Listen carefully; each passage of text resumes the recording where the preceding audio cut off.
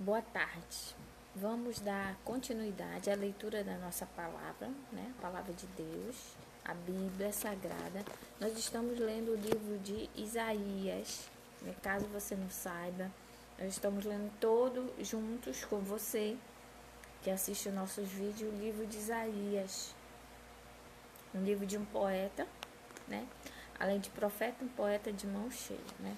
Que Deus usou brilhantemente na escrita desse livro. Nós estamos já no capítulo 37, tá? Então nós vamos ler hoje o capítulo 37 de Isaías, que se encontra onde? No Velho Testamento, né? Então vamos lá. Pegue a sua Bíblia e acompanhe comigo, porque é bom que você veja que está escrito, que não sou eu que estou dizendo nada por falar, certo? Então, abra lá sua Bíblia. E ele fala assim: o rei pede o conselho de Isaías. Então, o rei vai pedir o conselho do profeta Isaías, né? Vamos ouvir? Isaías 37, 1. Assim que o rei Ezequias ouviu o que eles contaram, rasgaram as suas roupas em sinal de tristeza. Vestiu uma roupa feita de pano grosseiro e foi para o templo do Senhor. Então, ontem nós vimos que Isaías foi afrontado por o chefe do exército dos assírios, falando para ele que ele não tinha condições nenhuma de guerrear e que eles iam massacrar eles, lembra? Então, ontem nós vimos. Então, Ezequias, depois que ouviu que eles foram embora, Ezequias rasgou suas roupas em sinal de tristeza. Naquela época era normal isso. E vestiu roupas de panos grosseiros. Ele diz que foi para o templo do Senhor. 2. Ele mandou que Eliaquim, o encarregado do palácio, Sebiná, o escrivão e os sacerdotes mais idosos fossem falar com o profeta Isaías. Então Ezequias pediu para os encarregados dele irem falar com Isaías, filho de Amós. Eles também estavam vestindo roupas feitas de pano grosseiro. Então, em sinal de protesto, em sinal de tristeza, todos estavam vestindo roupas de panos grosseiros na época. 3. Isaías 37, 3. A mensagem que o rei mandou entregar a Isaías foi essa. Então, Ezequias mandou dizer: hoje é um dia de sofrimento. Nós estamos sendo castigados e estamos envergonhados. Somos como uma mulher que está para dar à luz, mas não tem forças para isso. Então, olha só a descrição de Isaías belíssima desse relato, de como ele estava se sentindo ruim, de forma tão poética, né? 4. O rei da Assíria nos mandou o chefe do seu exército para insultar o Deus vivo. Então, Isaías sabia muito bem, abrindo parênteses agora, que esse insulto não era contra o próprio Isaías, era contra o próprio Deus, né? Porque às vezes a gente fala isso para as pessoas pensam que é praga, e não é praga. Está escrito na palavra de Deus que toda vez que uma pessoa mexe com o ungido de Deus, ela está primeiramente mexendo com quem? Com Deus, que é o nosso Pai, né? Quando a gente mexe com o filho dos outros, a gente mexe com a família toda e os pais ficam muito bravos, né? Quando há uma briga entre filhos, entre os pais ficam irados. Então aqui, saiba aí, então ele falou assim mesmo. Então ele veio insultar não a mim, ele veio insultar o próprio Deus vivo, né? Ele manda falar. Que o Senhor nosso, continuando, que o Senhor nosso Deus ouça esses insultos e castigue quem os disse. Portanto, ore a Deus pelas pessoas do nosso povo que ainda estão vivas. Então ele pede, né, para Isaías orar ainda pelo povo que ainda está vivo.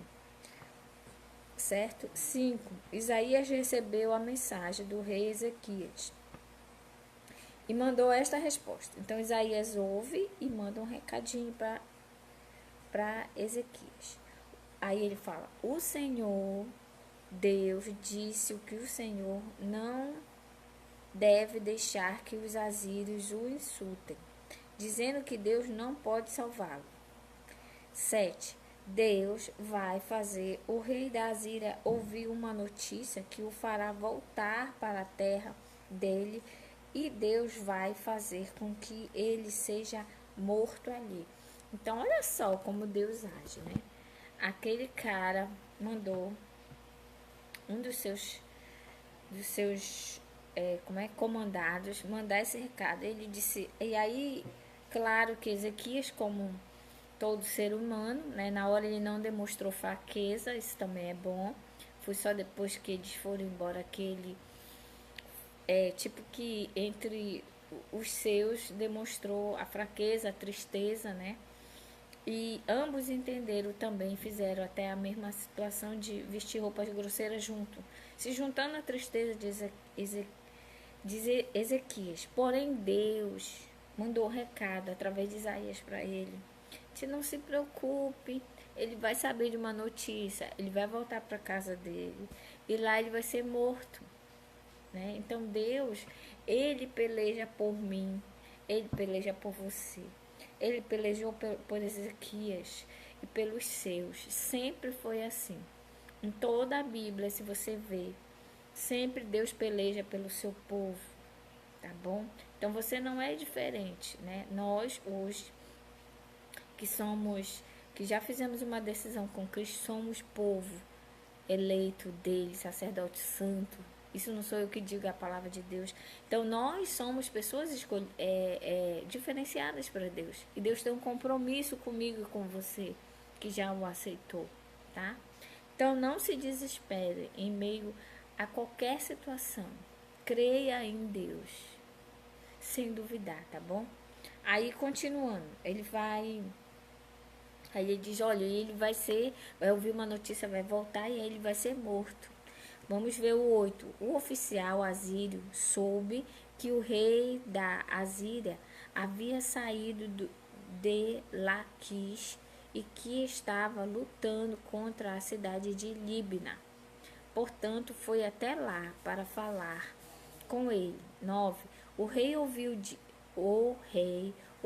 dizer que o exército dos egípcios, comandado pelo rei Tiraca da Etiópia, vinha vindo para atacá-lo.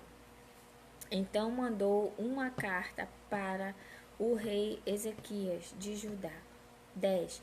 A carta dizia assim: o seu Deus, em quem você confia, lhe disse que Jerusalém não vai cair nas minhas mãos, mas não deixe que ele o engane. Você já ouviu falar daquilo que um rei assírio faz com qualquer país que ele resolve destruir, né? Intimidando mais uma vez aqui, né?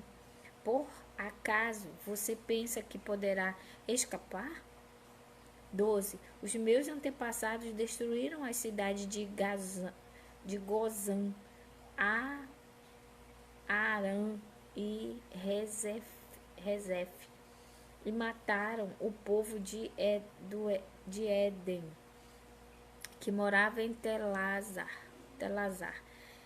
e nenhum dos seus deuses os pôde salvar. Olha ele comparando aqui aquelas cidades que não tinham um Deus verdadeiro com a cidade que tinha, né? Totalmente ele confuso, esse rei querendo destruir. 13. Onde estão os reis das cidades de Amate e de Arpade e de Sefarvaim, de Ena e de Iva? 14. O rei Ezequias recebeu a carta das mãos dos mensageiros e leu. Depois foi até o templo, pôs a carta ali, né, na presença de Deus, o Senhor, e orou assim. Olha só, então, em meio a essa notícia, ele pegou a carta que ele recebeu, mais um desaforo, intimidando ele, levou para a presença de Deus e orou a Deus. E aí, o que vocês acham? Deus vai agir, viu? Porque quando a gente ora, você que não é acostumado a orar, comece a orar. Porque quando você ora, e se você jejuar, melhor ainda, Deus age de forma sobrenatural. E a gente vai já ver aqui o que foi que aconteceu. 14. O rei Ezequias recebeu a carta das mãos dos mensageiros. Ah, tá. Já disse aí. E o Senhor e orou assim. Olha só como Ezequias orou.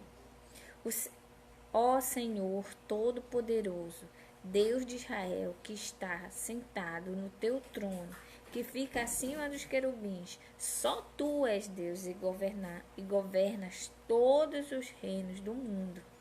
Tu criastes o céu e a terra. Ó Senhor, olha para o que está acontecendo com a gente. Escuta todas as coisas que Senecaribe, aquele cara mau, está dizendo, a fim de insultar a ti, ó Deus vivo. 18. Todos nós sabemos, ó Deus, que os reis da Assíria destruíram muitas nações, arrasaram as suas terras e queimaram os seus deuses, que não eram deuses de verdade, e sim imagens de madeira e de pedra, feita por mãos humanas. Então o cara já tinha invadido e queimado, né, imagens de deuses que ele está falando que não eram de verdade, eram de pedra, de madeira, feito pelas mãos do ser humano. Então ele está colocando isso para Deus.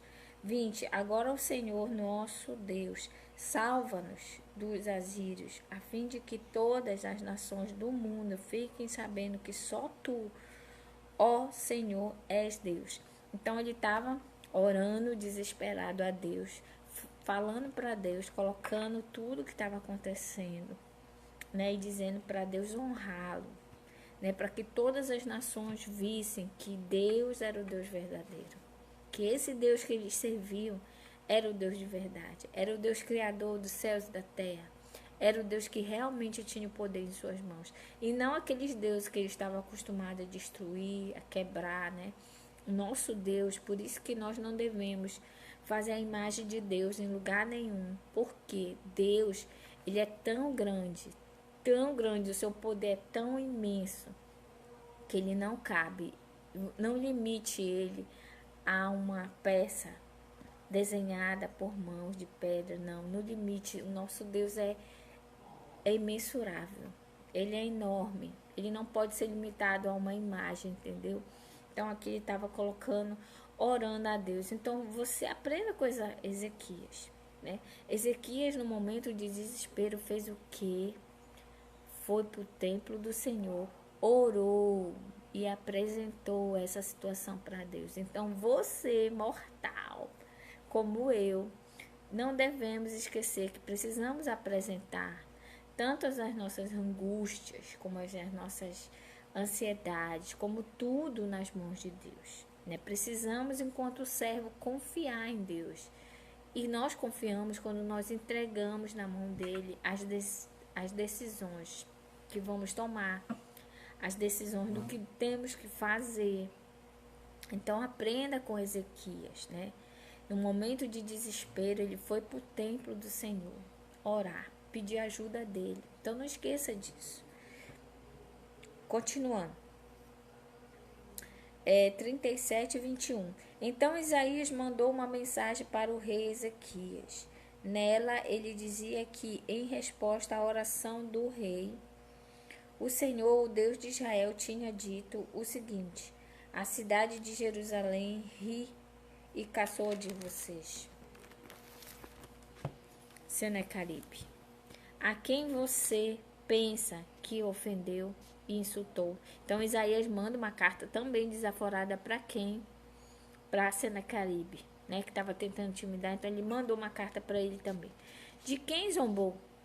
Você fez tudo isso contra mim, o santo Deus de Israel. Então ele falando que você ofendeu a Deus, não foi Ezequias, não foi ao povo de Jerusalém, você está ofendendo a Deus, o Deus vivo. 24. Você me mandou os seus oficiais para se gabarem de que com os seus muitos carros de guerra você conquistou as mais altas montanhas do Líbano. Você se gabou de ter cortado os mais altos cedros e os melhores ciprestes e de ter chegado até os lugares mais distantes das florestas. Você se gabou de ter cavado poços em terras estrangeiras e de ter bebido água deles. Gabou-se também de que os pés dos seus soldados fizeram secar o rio Nilo. 26. Por acaso você não sabe que fui eu que planejei tudo isso há muito tempo e agora fiz tudo acontecer? Eu dei a você o poder de fazer cidades cercadas de muralhas virarem montões de entulhos. Então ele está falando aqui que até o mal, quando ele prevalece, é com a permissão de Deus, né? Então ele está falando, você só conseguiu porque eu deixei. 27. Por isso os seus moradores ficaram fracos e andaram cheios de medo e de vergonha. Eles ficaram como o capim do campo e a erva verde, e como a erva que cresce nos telhados e que seca quando o vento quente do leste sopra nele. 28. Mas eu conheço você muito bem, sei o que você faz e aonde vai. Sei que você me odeia. Eu soube do seu ódio e do seu orgulho. Agora vou pôr uma argola no seu nariz e um freio na sua boca. Olha, Deus mandou um recado também desaforado para ele. E farei você voltar pelo mesmo caminho por onde você veio. Esse é o nosso Deus. 30. Então Isaías disse ao rei Ezequias: este é o sinal daquilo que vai acontecer. Neste ano e no ano que vem, vocês terão para comer somente o que nascer por si mesmo, sem ser plantado.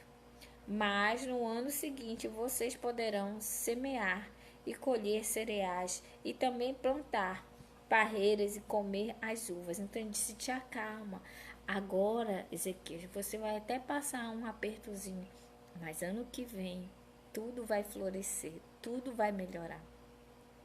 31. As pessoas de Judá que não tiveram morrido vão florescer, como plantas que firmam as suas raízes na terra e dão frutos, pois ficará gente em Jerusalém e no monte Sião, porque o Senhor Todo-Poderoso resolveu fazer com que isso acontecesse. Isaías continuou. Portanto, o Senhor diz o seguinte a respeito do rei da Assíria: ele não entrará nesta cidade e não atirará uma só flecha contra ela. Nenhum soldado com escudo chegará perto da cidade, e não serão construídas rampas de ataque ao redor dela.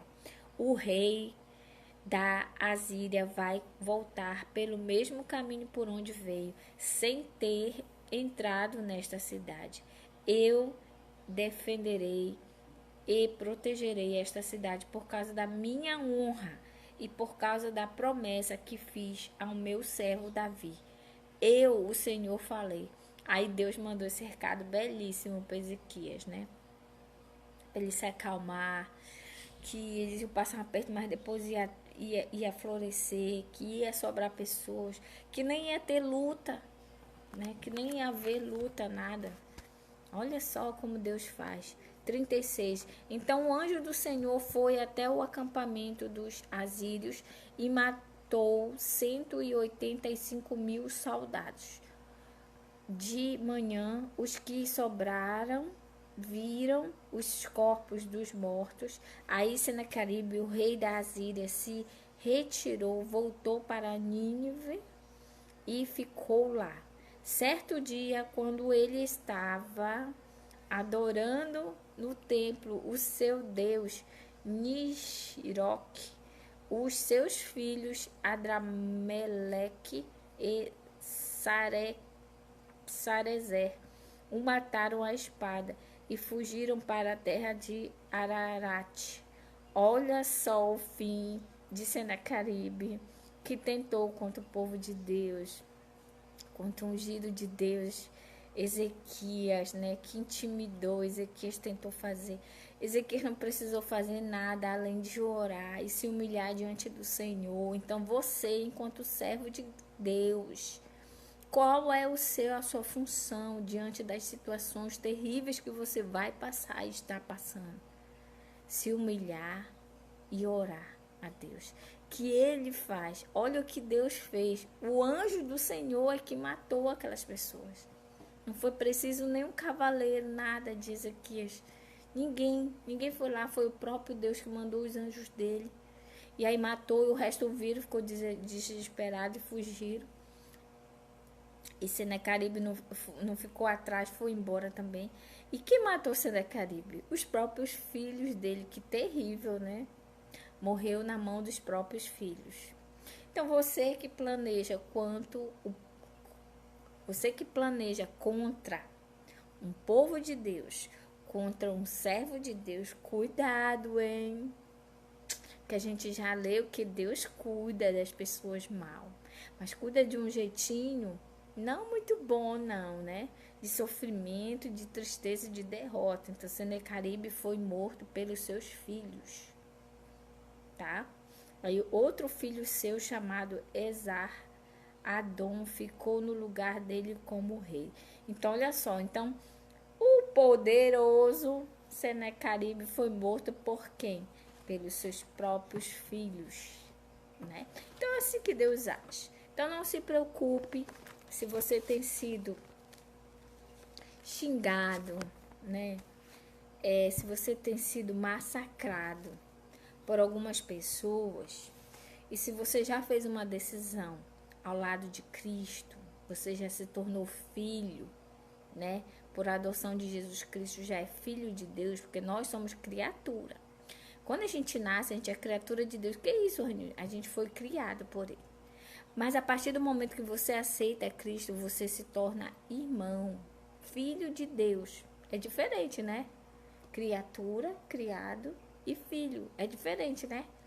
É muito diferente. Então, a partir do momento que você aceita Cristo, a Jesus Cristo, que é necessário, você passa a ser filho de Deus e não mais criatura, apenas criado por Ele.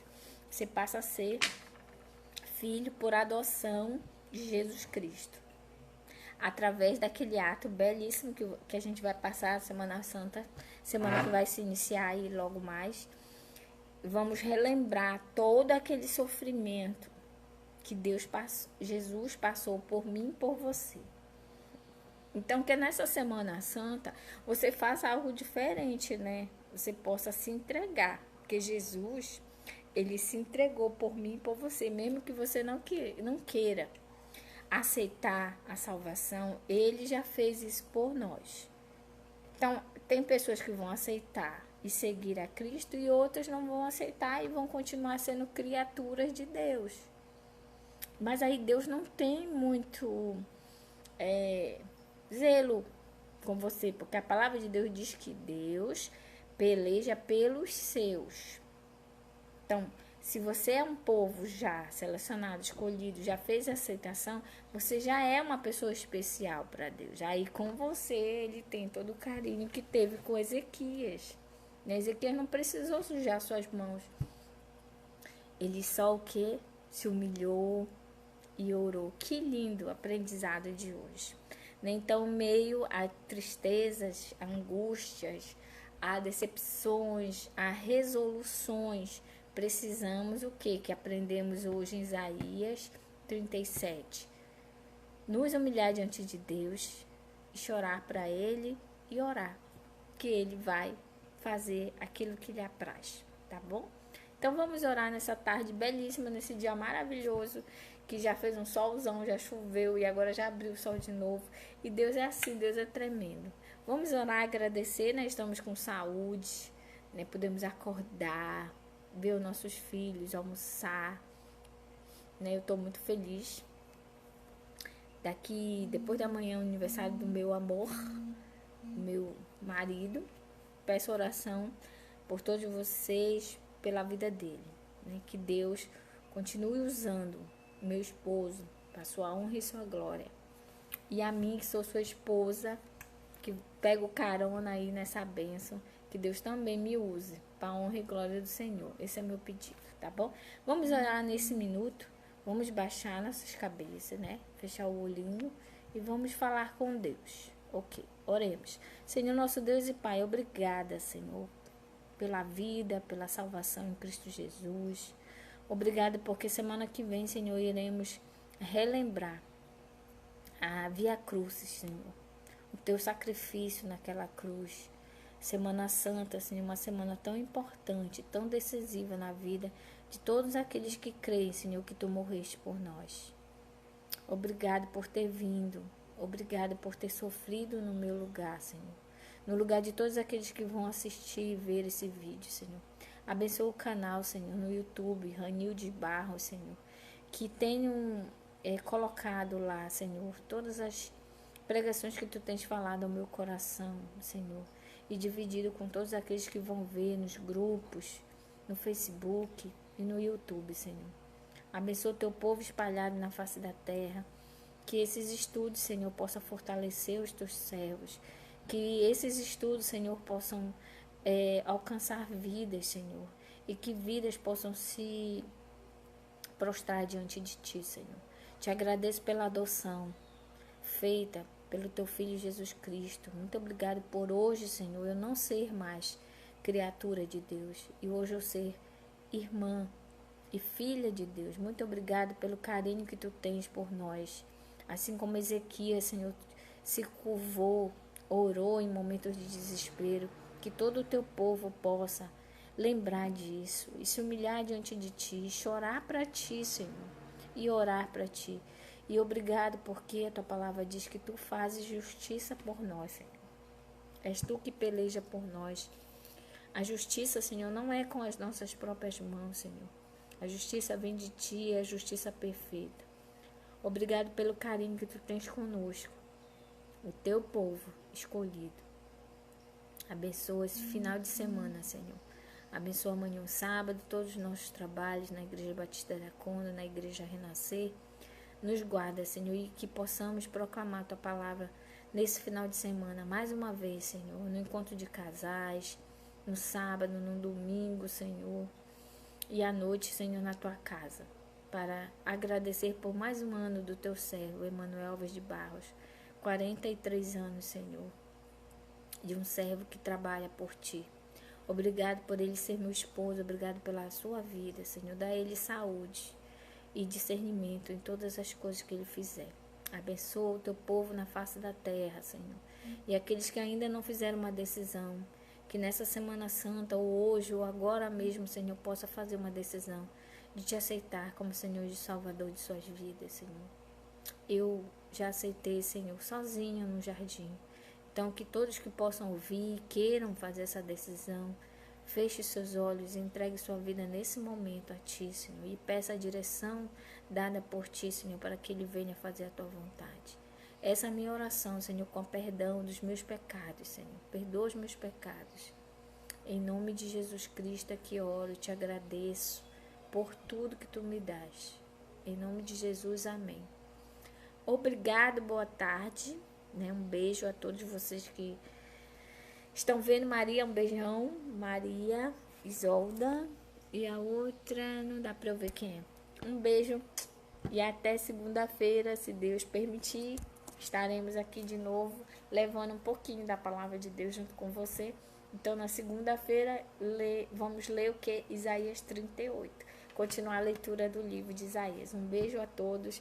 Se puder, compartilhe esse vídeo com clique. Você compartilha a bênção. Então, no seu Facebook, clique lá, compartilhar, pá!